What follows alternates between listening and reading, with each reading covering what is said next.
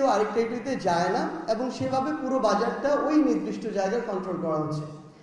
So আমাদের মনে হয় এই মানে সমঝোতাপূর্ণ সহযোগিতামূলক বাজারের জায়গায় আমাদের প্রতিযোগিতামূলক একটা বাজার খুব বেশি দরকার।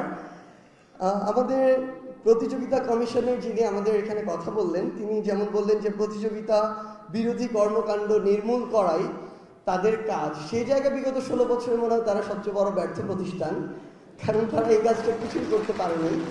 সো আমরা আমাদের জায়গা থেকে একদম শুধু অনুরোধ প্রত্যেকটা জায়গায় থাকবে। আমাদের রাজনীতিবিদদের আমরা চাই যে যারা রাজনীতি করতে চায় আগামী বাংলাদেশে, তাদের সৎভাবে উপার্জনের একটা পথ তৈরি তারা করুক, না হয় আপনারা সহযোগিতা করেন দয়া করে।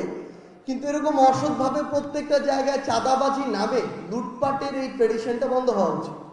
এটা রাজনীতিবিদদের পক্ষ থেকে এই কাজটা তাদের করতে হবে। একইভাবে বিজনেসম্যান এখানে যারা রয়েছেন, আপনারা আপনাদের জায়গায় যদি এই প্রতিযোগিতামূলক বাজারটা বা আপনাদের জায়গা থেকে যতটা কাজ করা যায়, ইভেন একদম দুইটা শব্দ দিয়ে বলি, সরকার কাজ করছে মূল্যস্ফীতি নিয়ে, আমাদের বড় বড় বিজনেসম্যানদের কাজ করতে হবে লোভ স্ফীতি নিয়ে।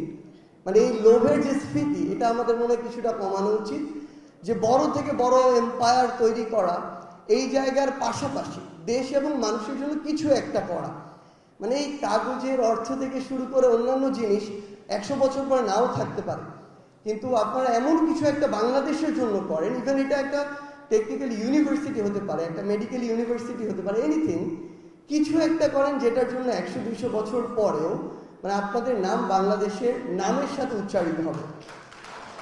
আমরা তো পৃথিবীর বড় বড় ইউনিভার্সিটিগুলো যেগুলো দেখছি, এগুলো একটাও কিন্তু এরকম পাবলিক ইউনিভার্সিটি না, ব্যক্তিগত জায়গাতে। আপনি আমরা হার্ভার্ডের কথা যদি বলি, এটা তো কোনো একজন ব্যক্তির নাম থেকেই আসা, বড় বড় ফাউন্ডেশন থেকেই আসা। সো এই কাজগুলো আমরা আপনাদের জায়গা থেকে আসলে প্রত্যাশা করি। বড় বড় অনেক গ্রুপ রয়েছে যাদের নামে বেনামে অনেক ভালো কাজ এবং কলঙ্ক রয়েছে, কিন্তু বড় করে বলার মতো একটা প্রতিষ্ঠান, যে প্রতিষ্ঠানটা অলাভজনক হিসেবে দেশ এবং মানুষের জন্য কাজ করে, এরকম প্রতিষ্ঠান খুব কম। সো আমরা আপনাদের জায়গা থেকে এই কর্মকাণ্ডগুলো একটু প্রত্যাশা করি। সরকারের জায়গা থেকে মনিটরিংটা খুব গুরুত্বপূর্ণ।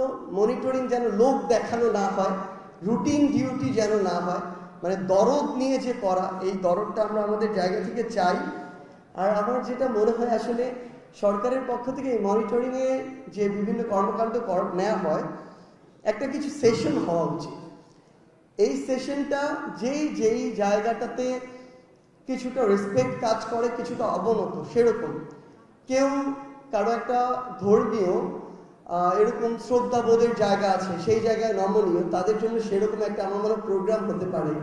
কারণ অন্য কোনো একটা জায়গায় এরকম যেই জায়গা নিয়ে কথা বললে তার মনের ভিতরে একটা আত্মিক তৃপ্তি আসে, ওই জায়গায় তাকে সংশোধনের একটা বার্তা দেয়া হতে পারে মেডিটেশনের মাধ্যমে, অন্য কোনো।